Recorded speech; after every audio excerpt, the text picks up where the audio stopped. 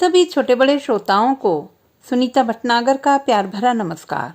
Audio stories के हमारे channel कहानी जगत में आप सभी का स्वागत है। हिंदी कहानियों की श्रृंखला में आइए आज सुनते हैं ज़ैब अख्तर जी द्वारा रचित कहानी जीन्स वाली लड़की। सामने से एक तेज बाइक गुजरी और सड़क के गड्ढे का सारा कचरा कल्लन खाला को नहला गया। कल्लन खाला ने उठते हुए फुफकारा, नाश हो इन शैतान पीटों का, फटफटिया दिखावत फिरे हैं और चलावे नहीं आवत तो माँ बाप खरीद के काहे दे दी हैं इन बंदरवन के हाथ में। अब कहाँ से लावे फिर से नहाने का पानी, हरामी सब। मोटरसाइकिल वालों को कोसते कोसते कल्लन खाला हाँफने लगी तो दोबारा वहीं बैठ गई। वह अभी अभी आकर सहन पर बैठी थी। सहन क्या था, 2 कमरों के बाद बची हुई थोड़ी सी जमीन थी जो बमुश्किल 2-1.5 फीट चौड़ी होगी, लंबाई कमरों जैसी ही। उस पर किसी तरह 2 बांस खड़ा कर टीन की बाड़ डाल दी गई थी ताकि बहू बेटियों की लाज बची रहे, क्योंकि इसके बाद सड़क शुरू हो जाती थी और सड़क से पहले मोटी सी नाली जिसे म्यूनिसिपैलिटी वाले जितना साफ करते वह उतनी ही तेजी से बदबू फैलाती। बहरहाल बिजली कटने पर यह सहन जन्नत की तरह महसूस होती थी। यहाँ से आसमान देखा जा सकता था, खुली हवा में सांस ली जा सकती थी और मोहल्ले भर की आती जाती औरतों से खैर खबर पूछी जा सकती थी। जहां तक नजर जा सके नजर रखी जा सकती थी। लेकिन अब यह सहन भी बेपर्दा हो गया था। कल रात की तेज बारिश इसकी बाढ़ उड़ा ले गई थी। कल्लन खाला अपने आप से बड़बड़ाई, आने दे इस बार सादिक को। पिछले साल से कह रही हूं कि यहाँ 2 ईंटों की एक 4 दीवारी खड़ी कर दे। कैसी बेपर्दगी होती है। घर में नई नवेली दुल्हन है, उसका फूल सा बेटा हामिद है। हालांकि तस्मीना को इस घर में ब्याह कर आए 3 साल हो चुके हैं, लेकिन कल्लन खाला के लिए अब तक वह नई ही है। वजह है सादिक उनका इकलौता बेटा। सारा प्यार उमड़ता है सादिक पर, उसके बेटे पर और उसकी दुल्हन पर भी। बड़ी मुश्किल से मनाया था उसने सादिक को इस शादी के लिए, वरना सादिक तो डाल डाल उड़ने वाला परिंदा था। उसका काम ही ऐसा था। ड्राइवरी की नौकरी थी, जंगल से लकड़ियां लाकर शहर की लकड़ी मिलों में दिया करता था। सादिक महीने 20 दिन में सूरत दिखा जाया करता था, 2-1 दिन के लिए। कल्लन खाला घर में अकेली रहती थी। सादिक के अब्बा के बाद यह अकेलापन और बढ़ गया था। दुआ करती, मन्नतें मांगती कि किसी तरह सादिक के सर सहरा बंधे, सूना घर फिर से आबाद हो। दूर की बहन कुलसुम तब आई थी सादिक के लिए तस्नीमा का रिश्ता लेकर। कल्लन खाला बाग बाग हो गई थी। तस्नीमा थी ही ऐसी, न सूरत में कोई कमी न सीरत में कोई खोट। ऊंचा कद, गोरा रंग, गुर्बत के साए में पली, मगर बोली में नफासत। स्कूल का तो पता नहीं, मगर शामपुरा के मदरसे में 4 बार कलाम पाक खत्म कर चुकी थी। शगुन लेकर आए थे तस्नीमा के अब्बा तो बड़े गर्व से कहा था, अपनी लंबी सफेद दाढ़ियों को उंगली से कंघी करते हुए। 18 की हो गई है तस्नीमा, मगर क्या मजाल कि आज तक कभी सिनेमा हॉल का रास्ता तक देखा हो। कभी जरूरी काम से निकली भी तो बुरके के बिना नहीं। दीन की पाबंद इतनी कि खुद वो नहीं देख पाते तस्नीमा का चेहरा हफ्तों। उसी तस्नीमा का पैगाम आया था सादिक के लिए। दुल्हन बनकर जब आई तो देखने वालों का तांता 2-3 दिनों तक जारी रहा। सभी ने कल्लन खाला को बधाई दी थी। कुछ ने इतनी नेक और खूबसूरत दुल्हन मिलने पर उसकी किस्मत पर रश्क भी किया। मोहल्ले की औरतें आती, घूंघट उठाकर चांद से चेहरे का दीदार करती, नेक देती, और इधर कल्लन खाला का दिल धड़कता रहता, कोई कुछ जादू टोटका ना कर दे। भलाइयां लेती और दुआएं खैर पड़ती। आसमान की ओर देखकर कल्लन के खालू से कहती, देख लो वहीं से, लाखों में एक बहू लाई हूं। दुआ दो कि घर की खुशियां सलामत रहें। मुझे तो बस एक पोता चाहिए, और मन न माने तो आ जाया करना तुम भी, लेकिन हाथ न लगाने दूंगी पोते को, दूर से चाहे जितना देख लो। और देखते देखते घर सचमुच खुशियों से भर गया। गाहे बगाहे घर आकर दूसरे दिन ही भागने वाला सादिक अब आता तो हफ्तों रुकता। तस्नीमा ने उसे माला माल कर दिया था। सलीके से उठने बैठने लगा था सादिक। रोज नहाता, बेतरतीब बड़ी दाढ़ी की जगह अब पानों से भरे गाल चमकते रहते। जुम्मे के दिन घर में होता तो नमाज भी पढ़ने चला जाया करता, नहीं तो तस्नीमा घर में घुसने ही ना देती। अब कभी कल्लन खाला आसमान की तरफ देखती तो आंखों में आंसू भर आते, मगर इन्हें रोकना खूब जानती थी कल्लम खाला। वो कहते हैं ना कि मरने वालों के लिए आंसू ना बहाओ, यह खुदा को नापसंद है।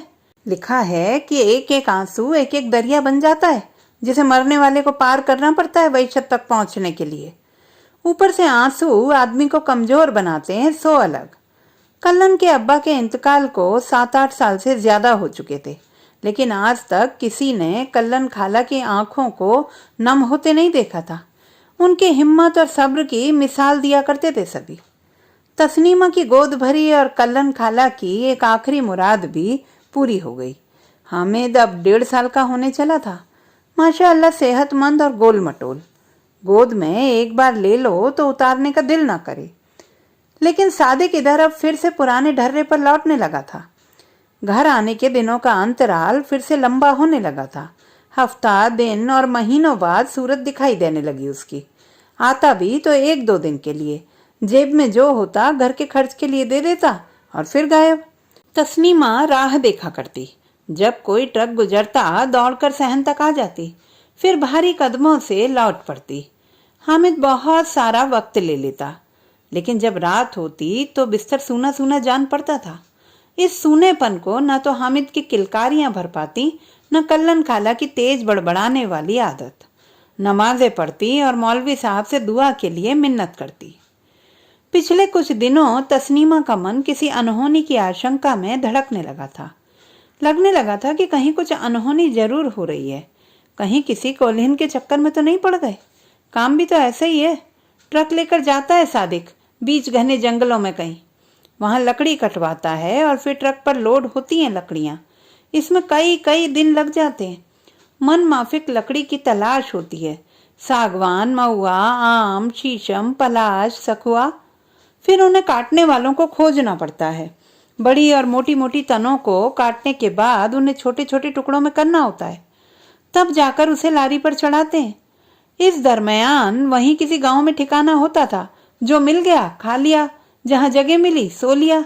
सुनते हैं आदिवासियों के गांव हैं उस इलाके में, और आदिवासी लड़कियां बड़ी आसानी से किसी की भी बातों में आ जाती हैं। थोड़ा सा स्नो पाउडर कर दो बस, सीधी होती हैं बेचारी। इसी का फायदा उठाते हैं गैर आदिवासी मर्द। नौशाद भाभी कहती थी, मर्द जात का कोई भरोसा नहीं, जहां बोटी दिखी नहीं कि लगी लार टपकने। और खूबसूरत औरत मिल जाए तो कुत्तों जैसी हो जाती है इनकी हालत। लात जितनी मारो सह लेंगे कि शायद गोश्त नहीं तो हड्डी का टुकड़ा ही मिल जाए चूसने के लिए। तू सावधान रहा कर, इतने इतने दिन घर से गायब रहना कोई अच्छी अलामत नहीं है तेरे मर्द की। झाड़ जंगल में क्या हो रहा है किसी को क्या पता, रख लेगा किसी कॉलिन को और तुझे खबर तक नहीं लगेगी। खबर तब लगेगी जब उसके बाल बच्चे आ जाएंगे बाप के जायदाद में हिस्सा मांगने। किरिस्तान बना लेती है मर्दों को फंसाकर। नौशाद भाभी बेवा थी, कोई ज्यादा उम्र नहीं थी, कोई बाल बच्चा भी नहीं। शौहर के इंतकाल के बाद बच्चों को संदल कुरान और अम्बारा पढ़ाकर गुजारा कर रही थी। 2 कमरों का मकान शौहर छोड़कर गए थे, 1 कमरा किराए पर लगा दिया था। सो जिंदगी की गाड़ी बड़े मजे से चल रही थी, यह कहा जा सकता था। जहां जाती चांदी के ढक्कन वाला पनबट्टा साथ दबाए चलती, आंखों पर सुनहले फ्रेम वाला चश्मा। अल्लाह, ऐसा मत कहो भाभी, तस्नीमा ने सर पर से सरकते दुपट्टे को संभालने का जतन करते हुए कहा था। उसे याद आ गई सादिक की बात। खुद सादिक ने उसे बताया था। उस दिन उसने कुछ ज्यादा ही शरारत की थी, फिर भी उसका मन नहीं भरा था। तस्नीमा थक कर हाथ जोड़ने लगी थी। पूरे बदन में दर्द ऐसा होने लगा था कि सांस लेना भी भारी था। तकिए पर औंधे मुंह लेटी उखड़ी उखड़ी सांसों को जोड़ने के संयत कर रही थी। तब सादिक ने गुस्सा होकर कहा था, तुमसे अच्छी तो वो होती हैं, थकने का नाम ही नहीं लेती, बल्कि थका देती हैं। यहाँ तो जैसे बदन नहीं झीना कागज है, जरा सा पानी पड़ा नहीं लगा भरभराने रिरियाने। फूल कुमारी। वह अपना मोबाइल उठाकर बिस्तर पर से उठ गया था। कैसी कैसी फिल्में थी सादिक के मोबाइल में। तस्नीमा ने एक ही देखी थी, लजाते शर्माते, वो भी सादिक के बहुत इसरार करने पर। सादिक ने बताया था कि सब पैसे देने पर मिल जाती हैं, जितना चाहे मस्ती करो। लेकिन वह अभी गुस्से से कांप रहा था। सिगरेट ना मिला तो बीड़ी निकालकर सुलगाने लगा था। बिस्तर पर ही अपने छोर में सिमट गई थी तस्नीमा। नहीं, दुबक गई थी, सहम गई थी उस रात। पराई औरत का जिक्र और सादिक का वह रूप डरा गया था उसे। मगर सादिक बीड़ी सुलगाते हुए चौक पर चला गया था, जहां यारों का अड्डा जमा रहता था रात भर। नौशाद भाभी की बातें सुनकर सोच में पड़ गई थी तस्नीमा। वो तस्नीमा को और भी बहुत कुछ बताती रहती थी। गोया कि किसके यहाँ क्या चल रहा है सब पता रहता था उसे। किसकी बेटी कहाँ पढ़ रही है, किसके बेटे का चक्कर किससे चल रहा है, कौन किस डॉक्टर से किस चीज का इलाज करवा रहा है, यह भी पता रहता था उसको। अपनी जानकारी पर इतराते हुए एक दिन नौशाद भाभी ने कहा था, मेरी नजर से कुछ छिप न सके तस्नीमा, कोई कितना भी जतन कर ले। तस्नीमा ने उसे छेड़ते हुए पूछा था, सड़क की तरफ इशारा करते हुए। अच्छा बताइए, इस औरत ने किस रंग का सूट पहन रखा है? कुछ दूरी पर काले बुर्के में एक काया चली आ रही थी, सर से पांव तक ढकी काया। कुछ नजदीक आने पर नौशाद भाभी ने बताया था, बड़े ही शांत लहजे में, यह जरीन है जाने मन। जीन्स और टी शर्ट पहन रखा है इसने बुर्के के नीचे। मेन मार्केट जाएगी और बुर्का उतार कर मजे से घूमेगी पूरा मार्केट। चौंक पड़ी थी तस्नीमा भाभी की जानकारी पर, नहीं, इस नायाब तजुर्बे पर। हैरत से उसकी आंखें फैल गई थी। बुर्के के नीचे जीन्स? हाँ, नीचे और भी बहुत कुछ है जाने मन। क्यों करती है यह भला ऐसा? मर्दों को लुभाने के लिए। मर्दों को लुभाने के लिए? तस्नीमा की समझ में कुछ ना आया था। तू बड़ी भोली है, मासूम है। तस्नीम, खुदा तेरी इस मासूमियत को बचाए रखे। तब नौशाद भाभी ने आगे कहा था, पता है ये लड़की कहाँ जाती है? कहाँ? अजीब अजीब जगहों का नाम लिया था भाभी ने। तस्नीमा उन जगहों के बारे में कुछ खास नहीं जानती थी। यही समझती थी कि इन जगहों पर बड़ी बड़ी दुकानें हैं महंगी चीज़ों की। आज एक दूसरी दुनिया की परतें खुल रही थी उसके आगे जैसे, जहाँ सब कुछ नया नया और चौंकाने वाला था। फिर नौशाद भाभी ने आगे कहा था, घर में कोई मर्द कमाने वाला नहीं हो तो, रोक टोक करने वाला नहीं हो तो मन तो उड़ेगा ही। किसे नहीं चाहिए बढ़िया और कीमती मोबाइल, महंगे कपड़े और लजीज खाना? संकोच के मारे उसने आगे कुछ नहीं पूछा था, लेकिन वह और भी बहुत कुछ जानना चाहती थी उस बुर्के वाली के बारे में। 2-4 दिनों में वह एक बार जरूर दिखाई दे जाती थी। इतना तो अंदाज लगाती थी कि वो घनी और बहुत बड़ी आबादी वाले मोहल्ले के दूसरे छोर पर रहती थी, क्योंकि तस्नीमा के घर तक यानी सड़क तक पहुंचते पहुंचते उसकी चाल धीमी पड़ जाती थी। कभी कभी वो रिक्शे पर होती। तस्नीमा ने बहुत बार देखना चाहा था उसका चेहरा, मगर देख नहीं सकी थी। बुर्के में सिर्फ उसकी चप्पल दिखाई पड़ती थी और उसके ऊपर थोड़ा सा जीन्स का हिस्सा, मुश्किल से 2 या 3 उंगल भर, जिसका रंग बदलता रहता था। मोहरी की साइज बदलती रहती थी, उनके कंपन का अंदाज बदलता रहता था। कभी वो चुस्त होती तो कभी बड़े घेर वाली, कभी उनमें जरी का काम होता तो कभी पायल जैसा कुछ उसके साथ टंका होता। तस्नीमा ने कभी जीन्स नहीं पहना था, बस देखा था। मायके यानी कि उसके कस्बे में भी लड़कियां जीन्स पहनती थी, लेकिन उसके लिए तो इसकी कल्पना भी गुनाह थी। हालांकि सादिक कई बार बता चुका था कि वह तस्नीमा को जीन्स में देखना चाहता था, मगर सुबह सुबह होते कई बातों के साथ जीन्स वाली बात वह भूल जाता था। तस्लीमा को पता था उसकी इस आदत के बारे में, सो उसे बहुत मलाल भी नहीं होता था। 3 ईद कर चुकी थी वह ससुराल में। बड़ी मुश्किल से ईद में एक सूट खरीद पाती थी, राशन के पैसे से कुछ बच बचाकर। कल्लन खाला के लिए साड़ी सादिक ले आता था। अब तो साज श्रृंगार भी भूलती जा रही थी वह। एक नाइसिल का पाउडर और नारियल का तेल ही होता था उसके कमरे में श्रृंगार के लिए। पाउडर हामिद के लिए आया था और तेल कल्लन खाला भी लगा लेती थी, मगर इससे क्या होता है? नौशाद भाभी कहती हैं सादगी में भी कयामत की अदा होती है। आईना देखने लगी थी वह। सचमुच वह अभी तक कयामत थी, बिना किसी बाहरी दिखावे के। ऊपर से नीचे तक उसकी बनावट में कोई फर्क नहीं, कोई ढीलापन नहीं आया था। फिर भी वह नकाब में छिपी उस लड़की या औरत को, जो भी थी, देखना चाहती थी। एक दिन न जाने क्यों जीन्स के वे घेरे उसके सहन के पास आकर रुक गए थे। बुर्के के अंदर से 2 आंखों ने तस्नीमा को भरपूर नजरों से देखा था, जैसे कुछ कहना चाहती हों। तस्नीमा को हैरत हुई थी, घबरा गई थी वह। कुछ ही मिनटों में उसकी पेशानी पर पसीने की बूंदें चमकने लगी थी। वह हामिद को उठाकर जल्दी से अपने कमरे में चली गई थी।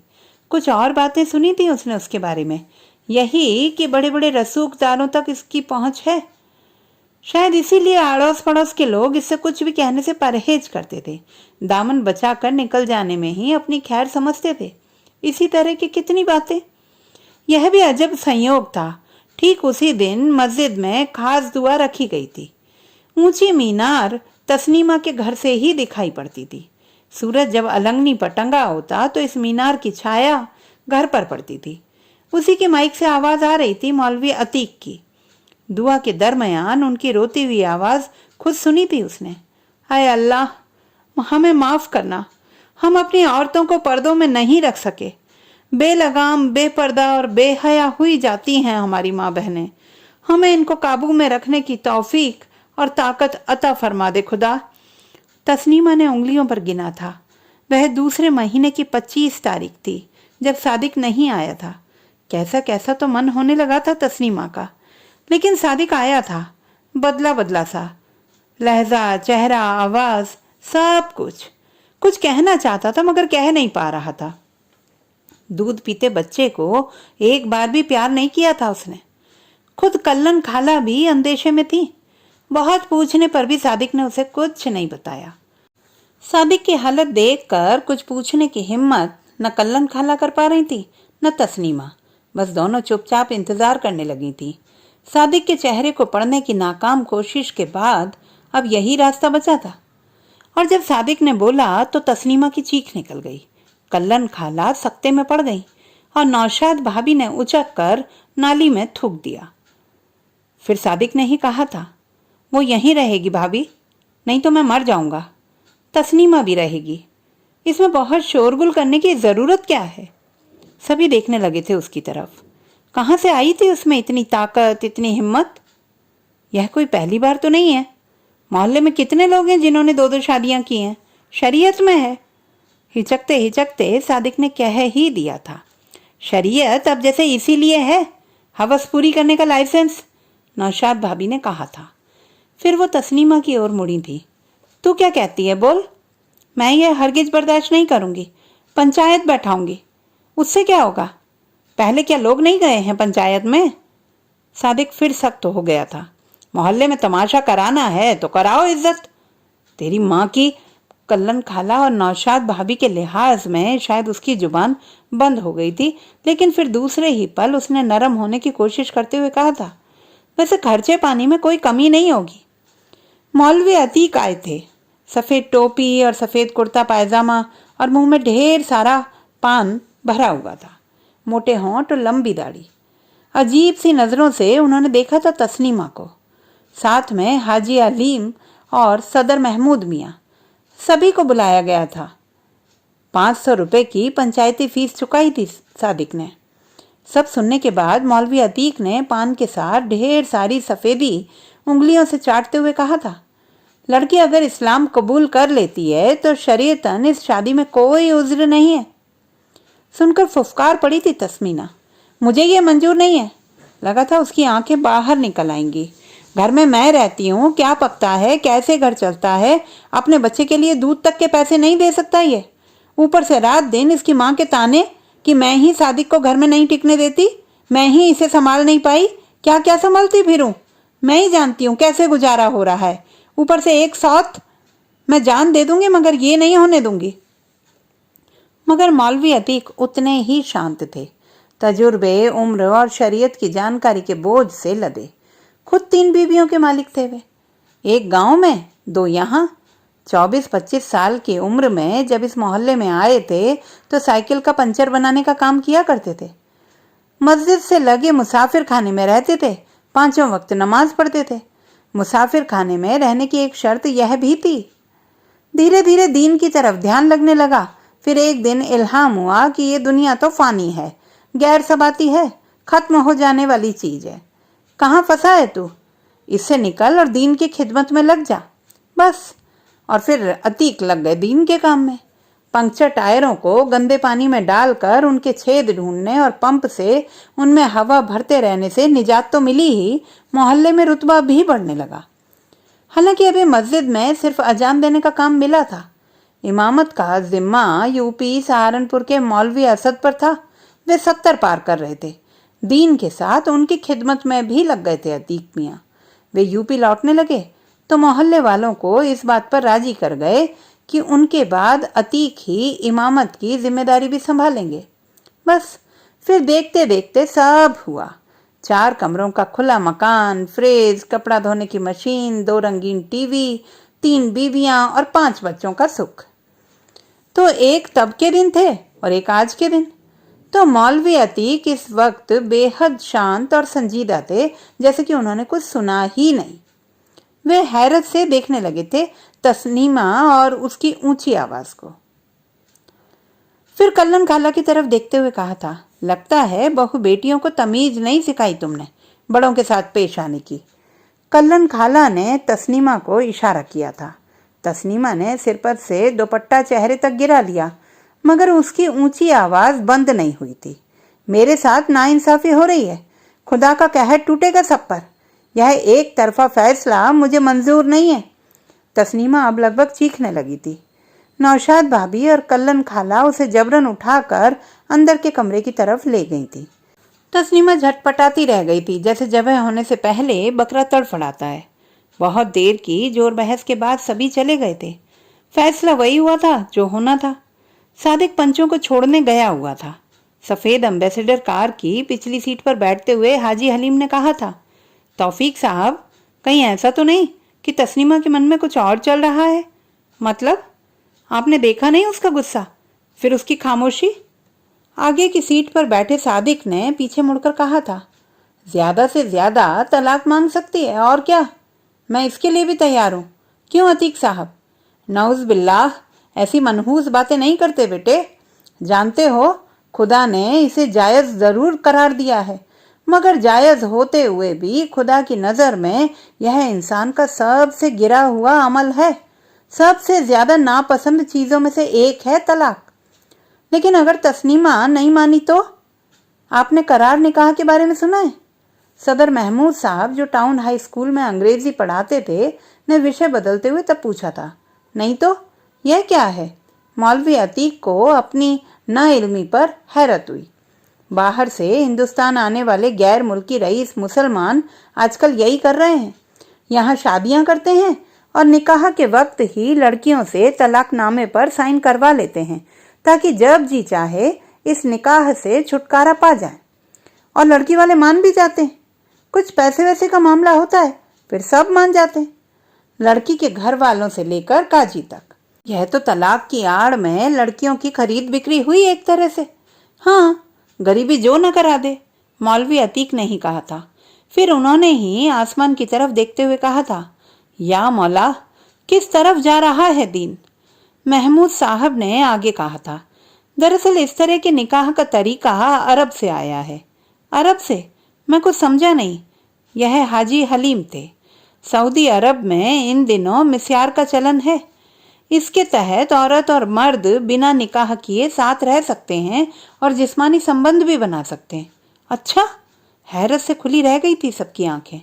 सदर साहब ने आगे कहा था, मर्द चाहे तो अपनी मिस्यार बीबी को कुछ खर्च दे सकता है या नहीं भी दे सकता है, साथ रह सकता है या नहीं भी रह सकता है, सब उसकी मर्जी पर है। यही नहीं, एक मर्द एक साथ 4 मिस्यार बीबियों के साथ संबंध रख सकता है। और बदलते जमाने में ऐसी औरतों की कमी नहीं जो मिस्यार को तरजीह दे रही हैं, वजह जो भी हो। सुनकर अवाक रह गए थे सभी। सादिक ध्यान से यह सब सुन रहा था। उसका आत्मविश्वास बढ़ता जा रहा था। कुछ लफ्ज उसके गले में अटक रहे थे, मगर बड़े लोगों के बीच बोलना हिमाकत है, जानता था वो। कहीं बनता मामला बिगड़ न जाए। महमूद साहब जारी थे, असल में कुछ साल पहले जब दुनिया आर्थिक मंदी की चपेट में थी, तब इसका असर अरब पर भी पड़ा। ऐसे में निकाह का खर्च मर्दों पर भारी पड़ने लगा था। तब इस खर्च से बचने के लिए उलेमा ने यह रास्ता निकाला। फिर भी क्या ये जायज है शरीयतन? अरब के उलेमाओं ने इसे जायज करार दिया है। कहते हैं जब शुरुआती दिनों में मुसलमान जिहाद पर जाते थे तब अपनी ज़रूरतें मिटाने के लिए मिस्यार का सहारा लेते थे। बाद में यह रिवाज खत्म कर दिया गया, लेकिन हुकूमत ने 4-5 सालों से इसे फिर से मंजूरी दे दी है। इसके बाद खामोश पड़ गए थे सभी। लगा था सदी का सबसे बड़ा मगर सबसे घिनौना सच उनके सामने खोल कर रख दिया गया हो। उबकाई आने लगी थी हाजी हलीम को।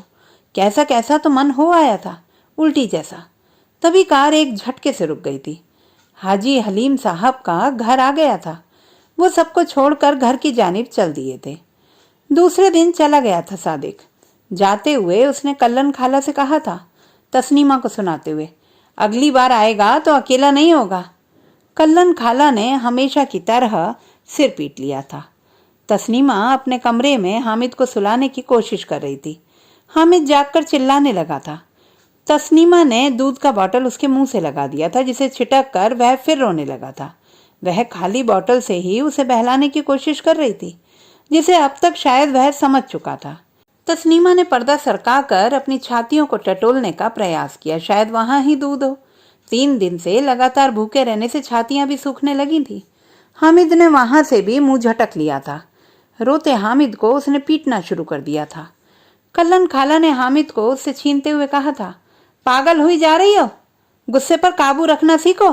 खुदा के लिए, ये मर्दों की दुनिया है, इनसे पार पाना मुश्किल है।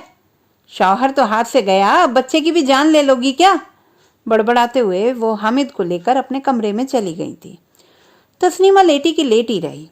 मगरिब की नमाज का संक्षिप्त वक्त निकलता रहा। आज नमाज के लिए उठने का जी ही नहीं हुआ।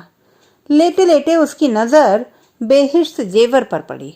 विदाई के वक्त माँ ने दिया था, कहा था खास एहतमाम करने के लिए। यह भी कहा था कि मन कभी मचले तो इसे पढ़ना। एक मुसलमान बीवी की सारी मुश्किलों का हल है इसमें, सभी सवालों के जवाब।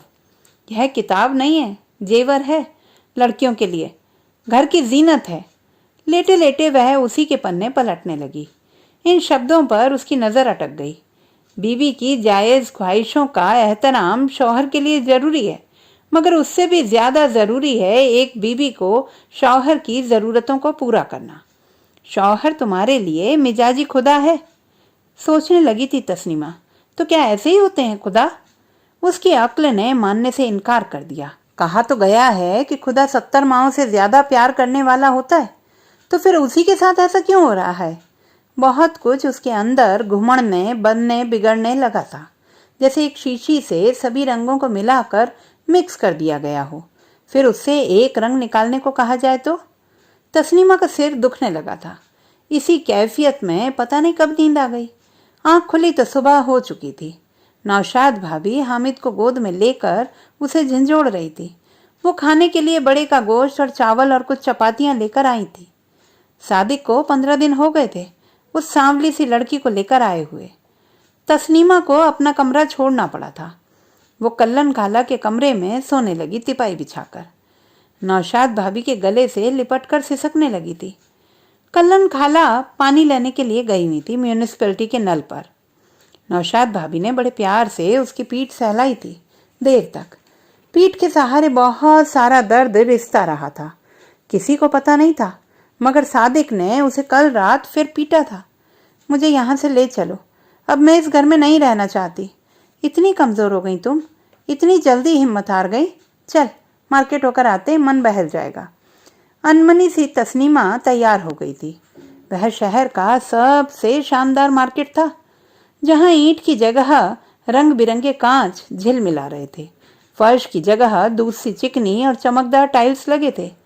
नौशाद भाभी शायद यहाँ पहले भी आ चुकी थी, इसलिए कॉम्प्लेक्स की पारदर्शी सीढ़ियाँ वह बिना किसी कौतूहल के लापरवाही के साथ चढ़ रही थी। 4 मंजिला इस कॉम्प्लेक्स की हर मंजिल पर धीमे बजते संगीत ने अलग समा बांध रखा था। फिर हवा में तैरती गुलाब की सी खुशबू। एक गारमेंट शॉप के सामने जाकर रुकी थी वह। शोकेस में सजे कपड़े किसी को भी बेचैन और गरीब बना सकते थे। देर तक देखती रही थी तस्नीमा यह सब। नौशाद भाभी के साथ घिसटती हुई सी वह भी शॉप के अंदर दाखिल हो गई थी। यहाँ क्यों लाई हो भाभी? मेरे पास तो पैसे भी नहीं हैं कुछ लेने देने के लिए। जो लेना हो ले लो, बाद में मन होगा तो लौटा देना, नहीं तो कोई बात नहीं। तस्नीमा की नज़र वहां सजे एक जीन्स पर टिक गई। पीली जरी का काम किया हुआ जीन्स था। नौशाद भाभी ने तभी उसे भरपूर और नशे भरी नजरों से देखा था। ऐसे क्या देख रही हैं आप? लजा गई थी तस्नीमा। तुम्हारी साइज, फुसफुसाते हुए कहा था। कोई कह नहीं सकता कि तुम एक बच्चे की माँ हो। बहुत ताकतवर हो तुम।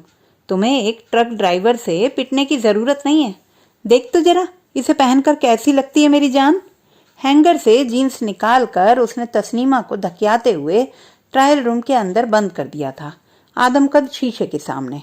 बाहर एक कोने में वही बुरके वाली लड़की खड़ी थी बिना बुरके के। नौशाद भाभी पास के फर वाले दूधिया सोफे में धंस कर पान बनाने लगी थी। एक नहीं, 3 पान। तो दोस्तों, ये थी हमारी आज की कहानी। आपको कैसी लगी कमेंट बॉक्स में लिखना ना भूलें। चैनल को सब्सक्राइब करें, लाइक करें और मित्रों के साथ शेयर करें।